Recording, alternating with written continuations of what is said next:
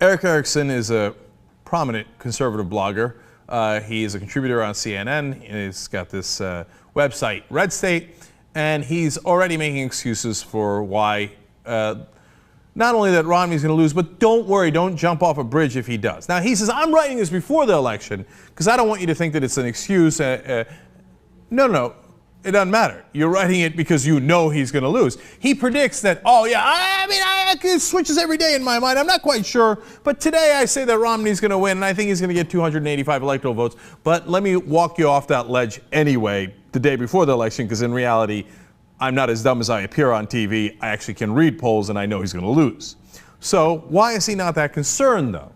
I love this. Quote, my worldview is pretty simple. I think this world is destined to go to hell in a handbasket by design, and he put that in italics. I think things are supposed to go to pot, so if Barack Obama wins, I won't be upset. If Mitt Romney wins, I won't be running through the streets cheering. I think either way, it is all part of the design. The world is going downhill. Barack Obama reelected just gets us down the slippery slope faster, in my view. For others, it is Mitt Romney who does. So, in other words, don't worry, we're all going to Armageddon anyway, so who cares who wins the election? Well, then, Eric, you're in the wrong business. Become some sort of firebrand pastor. So if you don't care at all who wins, then why do you argue so vociferously for the conservatives all throughout? Such a weird mindset. Now, the funny thing is, I think that we're going to have an economic collapse.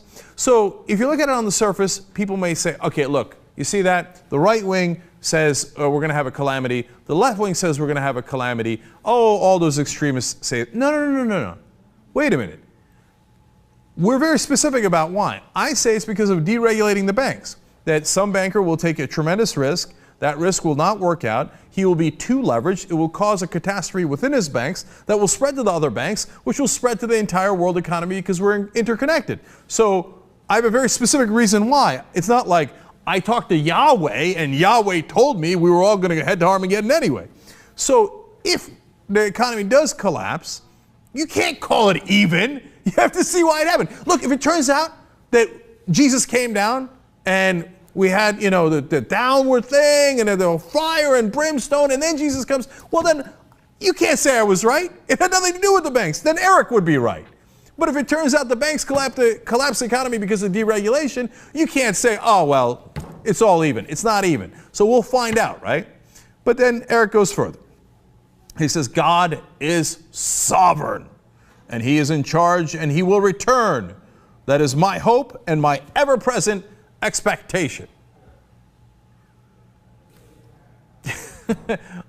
All right.